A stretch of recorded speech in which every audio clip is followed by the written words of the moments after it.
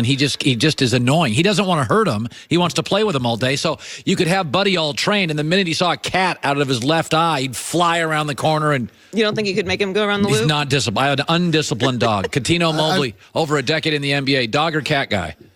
You know what? I grew up with cats. I have a dog now named Boomer, golden retriever. Yeah, disciplined? He's the best dog. Disciplined? He is. He is. Unless if we leave him at the house, he'll probably just like mark his territory because nobody walked him during the course of the day. But other than that, Boomer's pretty cool. So what do you make? Lakers beat the Celtics. The world explodes in glee. And then they go get hammered by the Sixers, which is the reality of it. To me, they're a young team that needs LeBron on the court. And when he's not, they're wildly inconsistent. What do you make of them as a team? Listen, they're young. And when you're young, people are a little more patient with you. Now, when LeBron was out for those 17 games, they went, or whatever how many games, they were 6-12 or something like that. If you win 10, 11 of those, we're not even talking about them. If LeBron wasn't hurt and when LeBron was in, if you win 10, 11 of those games, you're like in fourth place still. Right. Again, I just think that with all this chaos with those guys, those younger guys, it's hard for them to play hard 100% every single day, knowing something can happen, behind the scenes. Oh, I think that they all see themselves as totally expendable now. Right, I think exactly. psychologically it matters. Big time. And these kids are younger than ever. Kyle Kuzma's rare. Most of these guys come right out of college after a year, and they're not ready for it. They're just trying to figure the league out emotionally, and then you're seen as a pawn. I would say this. The NBA is funny this way. Do you think the Lakers win a playoff series? This year? Yes. Listen, it's like betting against Tom Brady and Belichick. I can't bet against LeBron James. So I give LeBron James the odds of winning a playoff series. I do. Okay, so they're going to have to play either they're not going to be a top 3 seed. Right. So they're going to have to play Houston, Golden State, or Oklahoma City, and I don't think they can beat those teams. You're right. You're right. But those teams have to beat LeBron James 4 times, right? In Houston, you're a little banged up. James, is extraordinary as you are at the moment, it takes a toll on your body when the playoffs happen. Not saying that, the first round you're not going to do well, but I'm betting on LeBron James and whoever he's playing. He's going to give them a run for their money, whoever he's playing. And you have Rondo with you. Yeah. They know how to win. And if those guys stay healthy, I'm betting with those guys because they're winners. I want to go to Russell Westbrook. He is shooting less, and they're winning more. Right. I'm not into this triple-double stuff. What I'm into is W's. I'm not into those stats, which I think you can have a bad game and have a triple-double. I mean, if LeBron went 10, 10, and 10, it would be an awful game for LeBron, and he'd have a triple-double. I don't care about it. What I care about is Westbrook is listening. He's shooting less. They're winning more. Here's my question, though. That's fine in the regular season. We get to the playoffs. I've watched Westbrook. Right. Is it fair for me to say, Cuttino, once we get to the playoffs, I don't see Westbrook as being as giving as he is today? I agree. Because, listen, what I've learned in life is I don't pay attention so much to what you say, but what you do. It's a pattern. I'm listening to the pattern, right?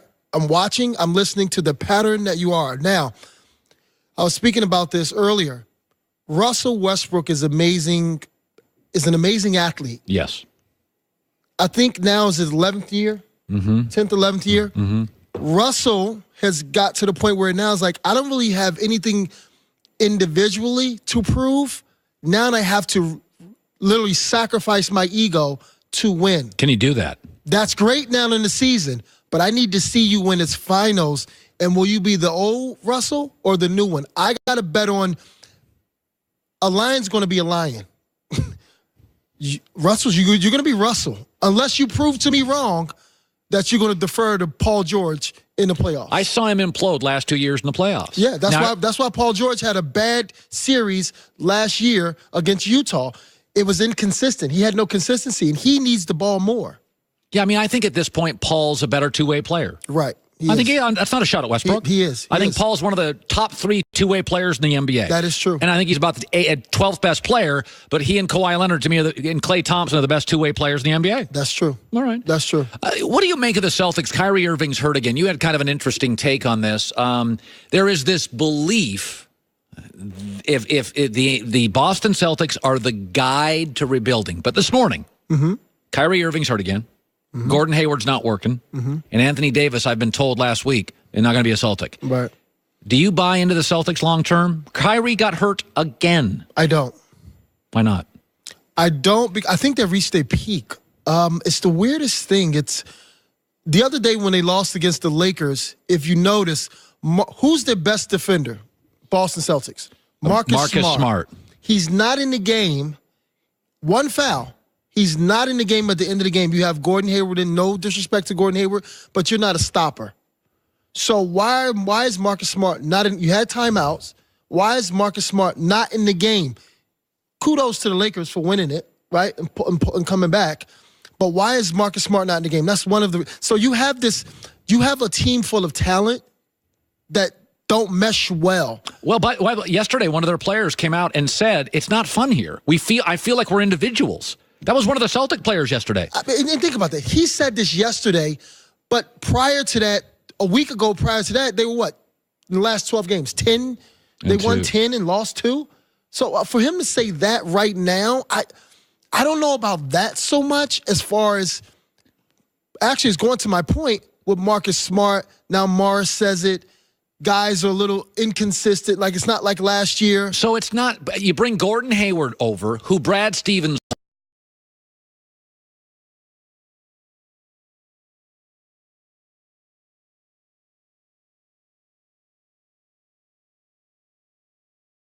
it's not meshing. Right. And see, Brad Stevens loves Gordon Hayward.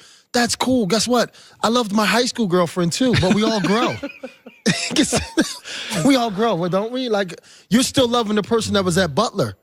Like, he's totally different. And he doesn't fit well with that team. I don't think so either. That team's faster, more athletic. And yeah, you came off an injury, and I understand that, and we want to give you time. But you still don't fit well with those guys. Yeah, I think even Celtic fans would acknowledge Gordon Hayward hasn't been a great fit. Right. Fit matters. Yeah, it does, man. The chemistry. Okay, I think the Golden State Warriors, in terms of stars, do it better than anybody. They do. Their coach deflects criticism. He's media savvy. Steph Curry's like the world's greatest star teammate. You're in a city in San Francisco where, like Kevin Durant can go in and just score, drive home, put some music in the car, and the Mercedes is a good life. Yeah. I think going to the Knicks, they lose with Kevin. He's going to take all the heat, and I don't think he's one of those guys built for that. I think Kevin's a sensitive guy. He's super. That's okay. I think he's super sensitive. You've played with guys like that. Yeah. Like you didn't deal with the social media. Kevin's sensitive. I think he can do a little hiding in Golden State. I don't like the move to the Knicks. It's just too much pressure. The organization is a little messed up, right, when it comes to the ownership. A little? And how they, lack of better terms. Playing with Golden State when you have Stephen Curry as the most important player to me on that team. Yes. That makes that team run. It's like Tom Brady. If I'm not whining and I'm not doing this and I'm taking these cuts and I'm doing X, Y, and Z, everybody else should fall in line. You have 4 guys on that team, not even counting KD, whose IQ is super high from like a point guard perspective. So things are easier. You can kind of defer or you can be the leader and no one cares. If you go somewhere else and you got Golden State fans, they're amazing. Then you go to New York, and it's a little harder to live. The fans, they're expecting greatness right away. It's going to be hard for you, Kevin, because and not in a bad way, but he wears his emotions on his sleeve. Oh, yeah, Aaron Rodgers, same way. Aaron Rodgers. Same exact way. Yeah, there's nothing wrong with Aaron. And but by the way, Kevin and Aaron are single, don't have kids, so they go home at night and they're on their device. Right. No, I mean, seriously. Right. You go home. You got kids, you got responsibilities, you got a wife, and I say this all the time, is that I don't have time to be on the Angry Bird all day. Right. I don't, what did they say? Idle time is the devil's playground. Yeah. Like, if you have so much time, and something hurts you right away. My daughter will come over and give me a kiss, and I'm cool. My son come and ask me to throw the football, and I'm okay. A lot of these guys, they have so much time, they can just get on there and voice. And it gets in their head. For whatever reason, like, just let it go. You know, count to 5 or count to 10 and let it go. A lot of this stuff, but they just voice it. Great seeing you, man. Thanks for having me. Are you on Speak for Yourself today? Yeah. That's good. Oh my gosh. You are the best-dressed guest we have. Goulet, you could take a thing or two from this guy. Be nice if Goulet dressed like this every day for the show, Joy. Wouldn't that be? Nobody wears a suit better than Cuttino. Well, I mean, Goulet's back there. He might wear sweatpants, you know.